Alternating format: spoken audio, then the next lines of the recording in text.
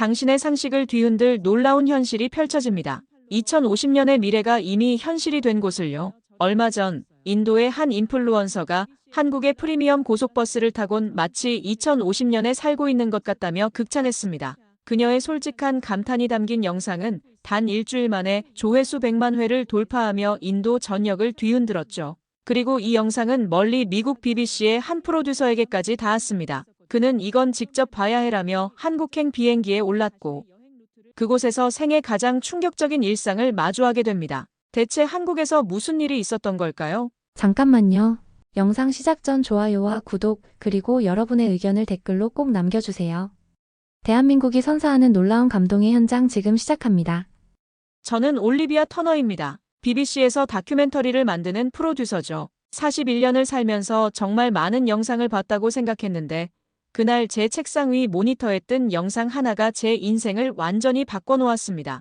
그날은 평범한 화요일 오후였어요. 런던 BBC 본사 12층 아시아팀 사무실에서 인도 콘텐츠 트렌드 분석 작업을 하고 있었죠. 동료 제임스가 갑자기 제 어깨를 툭 치더니 말했습니다. 올리비아, 이거 봐야 해. 지금 인도 전체가 난리야. 제임스가 보여준 건 한 유튜브 영상이었습니다. 제목이 충격적이었어요. 보셨죠? 이게 한국의 실체입니다. 라고 되어 있더라고요. 조회수를 보고 깜짝 놀랐습니다. 단 3일 만에 1,400만 뷰였거든요. 한국이라고? 우리 올해 기획에 한국은 없었는데 저는 당황스러웠습니다. 아시아 신흥 다큐 기획안을 준비하면서 인도, 베트남, 태국은 체크했지만 한국은 제외했거든요. 이미 충분히 알려진 나라라고 생각했으니까요. 영상을 재생했습니다. 한 인도 여성이 한국의 고속버스를 타고 있었어요. 그런데 뭔가 달랐습니다. 버스 안이 비행기 1등석 같더라고요. 좌석이 완전히 눕혀지고 개인 모니터에 충전 포트까지 있었습니다. 댓글이 정말 대단했어요. 인도 사람들이 미친 듯이 반응하고 있었거든요.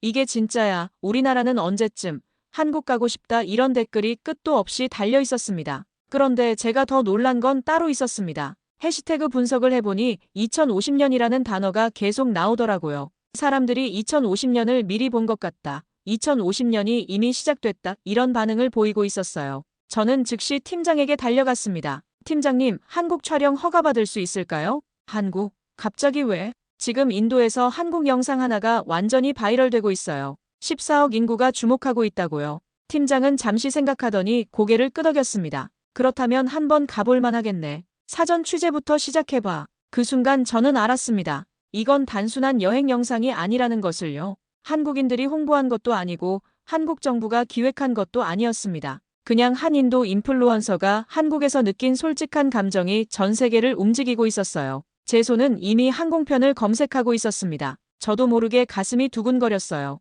과연 그 영상 속 한국이 진짜일까? 정말 2050년 같은 곳일까? 직접 확인해보고 싶었습니다. 그렇게 저의 한국행이 결정되었습니다. 외국인의 감탄이 만든 다큐멘터리 기획이었죠. 이런 경우는 제 20년 경력에서도 처음이었습니다. 한국에 도착한 저는 먼저 그 화제의 주인공을 찾아야 했습니다. 아크샤 몽가라는 29세 인도 여성이었어요. 인스타그램 팔로워 85만 명의 여행 인플루언서였죠. 아크샤와 화상통화를 연결했습니다. 그녀는 뭄바이 자택에서 환하게 웃으며 저를 맞아주었어요. 올리비아, 정말 BBC에서 연락이 올 줄 몰랐어요. 저는 그냥 제가 본 걸 솔직하게 찍었을 뿐인데. 아크샤, 당신 영상이 지금 인도 전체를 흔들고 있어요. 어떻게 이런 반응이 나올 거라고 예상했나요? 전혀 예상 못했습니다. 저도 놀랐어요. 한국 가기 전에는 K-팝이나 드라마 정도만 알고 있었거든요.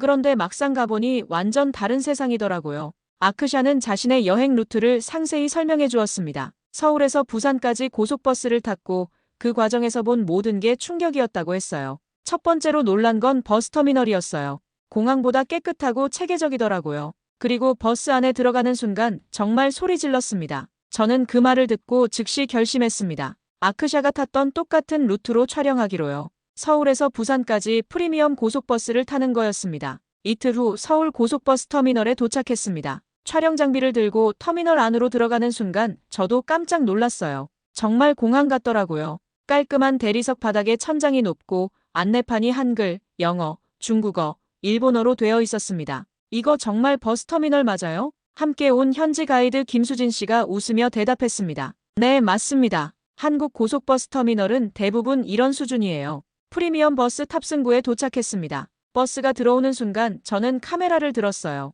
정말 고급 관광버스 같았거든요. 외관부터가 다른 나라 버스와 완전히 달랐습니다. 버스 안으로 들어갔습니다. 아크샤가 영상에서 보여준 그 놀라움을 저도 그대로 느꼈어요. 좌석이 진짜 비행기 비즈니스석 수준이었습니다. 가죽 시트에 다리 받침대까지 있고 좌석 간격도 여유롭더라고요. 와, 이거 정말 대단한데요. 제 옆에 앉은 한국인 승객이 저를 보며 웃었습니다. 외국분이세요? 한국 버스 처음 타시나 봐요. 네, BBC에서 왔어요. 이런 버스는 처음 봅니다. 아, 그러시구나. 요즘은 이 정도가 기본이에요. 더 좋은 버스도 많아요. 버스가 출발하자 또 한 번 놀랐습니다. 진동이 거의 없었어요. 정말 조용하고 부드러웠죠. 개인 모니터를 켜보니 영화, 드라마, 음악까지 다양한 콘텐츠가 있었습니다. 저는 카메라를 향해 말했습니다. 지금 제가 타고 있는 건 한국의 일반적인 고속버스입니다. 하지만 느낌은 완전히 다르네요. 이게 바로 아크샤가 감동받은 이유겠습니다. 3시간 동안의 여행이 정말 빨리 지나갔어요. 좌석을 눕히고 영화를 보다 보니 어느새 부산에 도착했습니다. 아크샤의 발자취를 따라가면서 저도 점점 그녀의 감정을 이해하게 되었죠. 부산에서 서울로 돌아오는 길에 저는 점점 의심스러워지기 시작했습니다. 너무 완벽했거든요. 혹시 이 모든 게 외국인들에게 보여주기 위한 연출은 아닐까 하는 생각이 들었어요. 호텔에서 팀원들과 회의를 했습니다. 촬영 감독 톰이 먼저 입을 열었어요. 올리비아, 솔직히 말해서 좀 이상해. 너무 깔끔하고 완벽해서 오히려 의심스러워. 저도 그 생각을 했어요. 혹시 우리가 보는 건 일부분일 수도 있잖아요. 사운드 엔지니어 레이첼도 동의했습니다. 맞아요. 다른 나라에서는 이런 장면들을 특별한 곳에서만 볼 수 있거든요. 근데 한국은 일반적인 곳이 다 이 수준이라고. 저는 고민에 빠졌습니다. 혹시 우리가 속고 있는 건 아닐까? 한국이 외국 방송팀에게만 특별히 좋은 모습을 보여주는 건 아닐까? 다음 날 저는 계획에 없던 장소들을 무작정 가보기로 했습니다. 가이드 없이, 사전 연락 없이 그냥 길거리에서 마주치는 곳들을 둘러보기로 한 거예요. 첫 번째로 들어간 곳은 지하철역 근처 작은 문구점이었습니다. 문을 열고 들어가려는데 아무도 없더라고요. 그런데 카운터에 작은 안내문이 있었어요. 원하는 물건을 가져가시고 QR코드로 결제해주세요라고 적혀 있었습니다. 이게 뭐죠? 저는 당황했습니다. 가게에 사람이 없는데 어떻게 물건을 사라는 건지 이해가 안 됐어요. 펜 하나를 들고 QR코드를 스캔해봤습니다. 정말 결제가 되더라고요. 두 번째로 들어간 곳은 아이스크림 가게였습니다. 여기도 마찬가지였어요. 냉동고에서 아이스크림을 꺼내고 QR코드로 결제하는 시스템이었습니다. 직원이 전혀 없었죠. 이상해. 이런 가게가 정말 일반적인 건가? 저는 의심을 떨칠 수 없었습니다. 혹시 이것도 외국인들에게 보여주기 위한 특별한 장치는 아닐까요? 그런데 그때 옆에서 한국 대학생 2명이 자연스럽게 아이스크림을 사가더라고요. 저에게 전혀 신경 쓰지 않고 평범하게 QR코드 결제를 하고 나갔습니다. 잠깐, 이게 진짜 일상이구나. 세 번째로 간 곳은 버스 정류장이었습니다. 비가 조금 내리고 있었는데 정류장 안으로 들어가자 깜짝 놀랐어요. 에어컨이 나오고 있었거든요. 의자는 따뜻했고 CCTV가 여러 대 설치되어 있었습니다. 실시간 버스 도착 정보도 전광판에 떠 있었고요. 저는 점점 확신하게 되었습니다. 이건 연출이 아니라는 것을요. 너무 많은 디테일이 있었고 너무 자연스럽게 작동하고 있었거든요. 만약 연출이라면 이렇게 많은 곳에서 완벽하게 가동될 수가 없었을 거예요. 카메라를 향해 말했습니다. 처음에는 의심했습니다. 너무 완벽해서 연출인 줄 알았어요. 하지만 지금은 확신해요. 이게 바로 한국의 진짜 일상이라는 것을요. 그 순간 저는 아크샤의 마음을 완전히 이해했습니다. 이런 놀라움이 진짜였구나 싶었어요. 다음 날 아침 저는 더 체계적으로 정류장들을 둘러보기로 했습니다. 어제 본 그 정류장이 특별한 곳인지 아니면 정말 일반적인 수준인지 확인하고 싶었거든요. 첫 번째로 간 곳은 강남구의 한 정류장이었습니다. 들어가자마자 입이 떡 벌어졌어요. 에어컨뿐만 아니라 공기청정기까지 있었거든요. 의자는 온열 기능이 있었고 휴대폰 충전 포트까지 설치되어 있었습니다. 이거 진짜 버스 정류장 맞나요? 함께 온 촬영 감독 톰이 저에게 물었습니다. 정류장이라기보다는 작은 휴게실 같은데요. CCTV는 무려 6대나 설치되어 있었습니다. 사각지대가 전혀 없도록 배치되어 있었어요. 실시간 버스 정보는 물론이고 날씨, 미세먼지 농도, 심지어 주변 맛집 정보까지 전광판에 표시되고 있었습니다. 두 번째로 간 곳은 서대문구의 주택가 정류장이었습니다. 강남보다는 작았지만 기본 시설은 똑같았어요. 에어컨, 온열 의자, CCTV, 실시간 정보 전광판까지 모든 게 갖춰져 있었습니다. 이거 완전 대박이네요. 레이첼이 감탄하며 말했습니다. 영국에서는 프리미엄 지역에서나 볼 수 있는 시설들이에요. 저는 점점 흥미로워졌습니다. 세 번째로 간 곳은 은평구의 외곽 지역이었어요.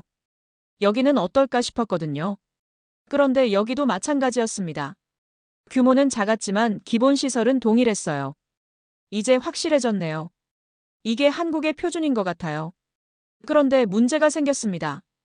너무 놀라운 시설들이라 혹시 방송에서 과장된 것처럼 보일까봐 걱정되기 시작한 거예요. 저는 영국 대사관에 연락을 했습니다. 안녕하세요. BBC 다큐멘터리 팀 올리비아 터너입니다. 한국 버스 정류장 시설에 대해 촬영하고 있는데 혹시 이게 사실인지 확인해 주실 수 있나요? 대사관 문화담당관 마이클 존슨이 답변했습니다. 올리비아, 그거 정말 촬영하실 건가요? 영국 시청자들이 믿지 않을 수도 있어요. 그게 무슨 뜻이죠? 너무 과장된 것처럼 보일 수 있다는 뜻입니다. 우리나라 정류장과 비교하면 차이가 너무 크거든요. 저는 당황했습니다. 과장이 아니라 팩트인데 과장처럼 보인다니요. 마이클, 저는 지금 있는 그대로를 보여주려고 해요. 이게 바로 한국의 현실이잖아요. 알아요. 하지만 시청자들 반응이 좀 걱정되네요. 혹시 한국 정부에서 특별히 만든 시설은 아닌지 다시 한번 확인해 보세요. 저는 즉시 서울시청에 문의했습니다. 정말 이런 정류장이 일반적인 시설인지 확인하고 싶었거든요. 서울시 관계자의 답변은 간단했습니다. 네, 그게 기본 사양입니다. 2018년부터 스마트 정류장 보급 사업을 시작했어서 이제는 대부분 이 수준이에요. 저는 마이클에게 다시 연락했습니다. 마이클, 확인했어요. 이게 정말 기본 사양이래요. 과장이 아니라 팩트입니다. 그렇다면 촬영하세요. 다만 시청자들에게 이게 일반적인 시설이라는 점을 명확히 설명해 주세요. 저는 그 순간 깨달았습니다. 한국의 현실 자체가 다른 나라 사람들에게는 믿기 어려운 수준이라는 것을요. 팩트가 과장처럼 보이는 나라, 그게 바로 한국이었습니다. 대사관과의 통화 이후 저는 더욱 철저하게 무인 시설들을 조사해 보기로 했습니다. 정말 이게 일반적인 건지 아니면 특별한 곳들만 그런 건지 확실히 하고 싶었거든요. 서울 곳곳을 돌아다니며 무인 가게들을 찾기 시작했습니다. 첫 번째로 발견한 곳은 홍대 근처 무인 문구점이었어요. 24시간 운영되고 있었는데 정말 아무도 없었습니다. 들어가 보니 놀라웠어요. 펜, 노트, 파일 등 모든 문구용품이 깔끔하게 정리되어 있었거든요. 가격표도 명확했고 CCTV가 구석구석 설치되어 있었습니다. 계산은 QR코드로 하는 시스템이었고요. 이거 정말 신기하네요. 톰이 볼펜을 들고 QR코드를 스캔해봤습니다. 정말 결제가 되더라고요. 근데 이거 훔쳐가는 사람은 없나요? 제가 궁금해서 주변 상인에게 물어봤습니다. 가끔 있긴 하지만 CCTV가 있어서 금방 잡혀요. 그런 일은 거의 없어요. 두 번째로 간 곳은 강남역 근처 무인 아이스크림 가게였습니다. 여기는 더 충격적이었어요. 프리미엄 아이스크림들이 냉동고에 가득 들어있는데 역시 직원이 없었거든요. 이거 하겐다즈 아닌가요? 꽤 비싼 건데도 무인으로 파네요. 레이첼이 신기해하며 말했습니다. 가격을 보니 개당 5,000원에서 8,000원 정도였어요. 적지 않은 금액인데도 무인으로 운영되고 있었습니다. 저는 하나 사봤는데 정말 간단했어요. 냉동고에서 꺼내고 QR코드 스캔하면 끝이었습니다. 세 번째로 간 곳은 이태원 무인 카페였습니다. 여기는 규모가 꽤 컸어요. 원두커피부터 디저트까지 다양한 메뉴가 있었는데 역시 직원이 없었습니다. 어떻게 커피를 만들죠? 저는 당황했습니다. 그런데 기계가 자동으로 원두를 갈고 커피를 내려주더라고요. 키오스크에서 주문하면 3분 만에 커피가 나왔습니다. 가장 놀라운 건 맛이었어요. 정말 맛있었거든요. 일반 카페와 전혀 차이가 없었습니다. 이거 완전 대박이에요. 촬영하면서 저는 점점 감탄하게 되었습니다. 기술력도 대단했지만 그보다 더 놀라운 건 사회 시스템이었어요. 사람들이 정직하게 결제를 하고 물건을 가져가지 않는다는 믿음이 있어야 가능한 일이었거든요. 호텔로 돌아와서 편집팀과 화상회의를 했습니다. 런던 본사의 편집장 데이비드가 말했어요. 올리비아, 이 영상들 정말 방송해도 되는 거예요? 무슨 말씀이세요? 인도에서는 이런 시스템 자체가 불가능해요. 방송 내보내기조차 어려운 콘셉트라고요. 편집팀의 사라도 동의했습니다. 맞아요. 이건 기술의 문제가 아니라 문화의 문제예요. 사회 전체의 신뢰도가 높아야 가능한 일이거든요. 저는 그제야 깨달았습니다. 한국의 무인 시스템이 놀라운 이유는 기술 때문이 아니라는 것을요. 시민들의 의식 수준과 사회 전체의 신뢰도가 만든 결과였던 거죠. 이게 바로 아크샤가 느낀 충격이었구나. 저는 카메라를 향해 말했습니다. 무인 사회는 기술만으로는 만들어질 수 없습니다. 시민 개개인의 양심과 사회 전체의 신뢰가 있어야 가능한 일이죠. 한국은 그런 사회를 만들어낸 것 같아요. 무인 시설들을 둘러본 다음 날, 저는 또 다른 테스트를 해보고 싶었습니다. 과연 한국이 정말 안전한 나라인지 확인해보고 싶었거든요. 특히 여성이 밤에 혼자 다녀도 괜찮은지 말이에요. 저녁 9시쯤 홍대 근처 공원에 갔습니다. 여성 스태프인 레이첼에게 혼자 공원을 돌면서 촬영해보자고 제안했어요. 올리비아 미쳤어요? 밤에 공원을 혼자 돌라고요? 레이첼이 깜짝 놀라며 말했습니다. 영국에서는 절대 불가능한 일이에요. 낮에도 위험할 수 있는데 밤에는 더더욱이요. 톰도 반대했습니다. 올리비아, 너무 위험해요. 만약 뭔가 생기면 어떻게 해요? 하지만 저는 꼭 해보고 싶었습니다. 아크샤의 영상에서 한국 사람들이 밤늦게 자유롭게 돌아다니는 모습을 봤거든요. 정말 그게 가능한지 확인하고 싶었어요. 걱정하지 마세요. CCTV도 많고 사람들도 있을 거예요. 그리고 우리가 멀리서 지켜볼게요. 결국 레이첼이 동의했습니다. 다만 이어폰으로 계속 연락을 유지하기로 했어요.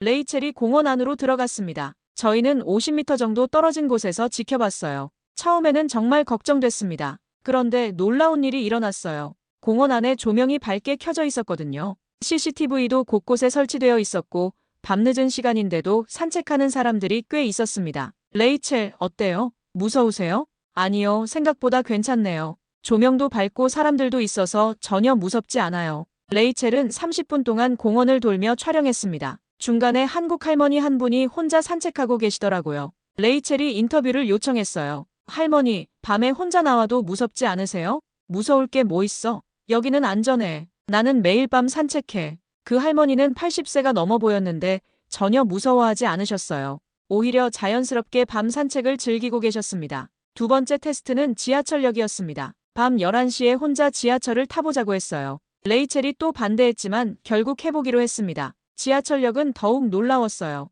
밤늦은 시간인데도 여성들이 혼자 지하철을 타고 있었거든요. 심지어 대학생으로 보이는 젊은 여성들도 있었습니다. 이거 정말 신기해요. 런던에서는 상상도 못할 일이에요. 레이첼이 감탄하며 말했습니다. 지하철 안에서 한 여대생과 인터뷰했어요. 밤늦게 혼자 지하철 타는 거 무섭지 않아요? 무서울 게 없어요. CCTV도 있고 영무원도 있고 다른 승객들도 있잖아요. 저는 매일 이렇게 다녀요. 그 순간 저는 확신했습니다. 이게 바로 진짜 선진국이라는 것을요. 기술이나 경제력이 아니라 안전이라는 기본적인 것이 보장되는 사회 말이에요. 촬영을 마치고 호텔로 돌아가는 길에 저는 팀원들에게 말했습니다. 이제 알겠어요. 왜 아크샤가 그렇게 감동받았는지 말이에요. 무슨 뜻이에요? 한국은 여성이 밤에 혼자 다녀도 안전한 나라예요. 이런 나라가 전 세계에 얼마나 있을까요?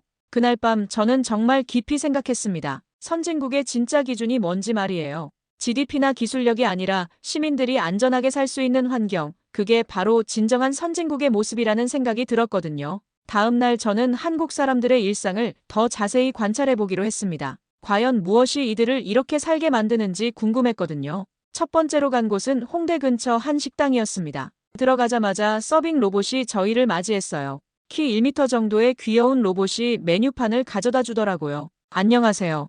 여기 메뉴판이에요. 주문은 테이블에 태블릿으로 해주세요. 로봇이 말하는 걸 보고 톰이 깜짝 놀랐습니다. 와, 이거 정말 신기하네요. 로봇이 서빙을 하다니. 테이블에 앉아보니 정말 편리했어요. 태블릿으로 메뉴를 보고 주문하니까 언어 장벽도 없었거든요. 영어, 중국어, 일본어로도 볼 수 있었습니다. 더 놀라운 건 호출벨 시스템이었어요. 물이 필요하면 물 버튼을, 직원이 필요하면 직원 호출 버튼을 누르면 되는 거였습니다. 이거 완전 혁신적이네요. 레이첼이 감탄했습니다. 손짓발짓 안 해도 되고 큰 소리로 부르지 않아도 되네요. 음식이 나올 때도 로봇이 가져다 줬어요. 정확히 테이블 번호를 찾아와서 음식을 내려놓더라고요. 두 번째로 간 곳은 카페였습니다. 여기도 마찬가지였어요. 키오스크로 주문하고 진동벨을 받아서 기다리는 시스템이었습니다. 저희는 외국인인데 이런 시스템 사용법을 모를 수도 있잖아요. 제가 직원에게 물어봤더니 친절하게 설명해 주셨어요. 처음에는 어려울 수 있지만 한번 해보시면 금방 익숙해져요. 더 편리하실 거예요. 정말 그랬어요. 한번 해보니 너무 간단했거든요. 언어 소통 부담도 없고 대기 시간도 줄어들었습니다. 저는 카메라를 향해 말했습니다. 한국의 진짜 혁신은 기술 자체가 아니라 불편함을 없애는 것 같아요. 외국인도 쉽게 사용할 수 있도록 만든 거죠. 세 번째로 간 곳은 대형마트였습니다. 여기서 또 한 번 놀랐어요. 셀프 계산대가 정말 많았거든요. 직원이 있는 계산대보다 셀프 계산대가 더 많았습니다. 이거 사용법 어려우면 어떻게 해요? 레이첼이 걱정하며 물었습니다. 그런데 직원분이 바로 와서 도와주시더라고요. 처음 사용하는 외국인들을 위해 친절하게 설명해 주셨습니다. 처음이세요? 이렇게 바코드를 스캔하시고 여기서 결제하시면 돼요. 정말 간단했어요.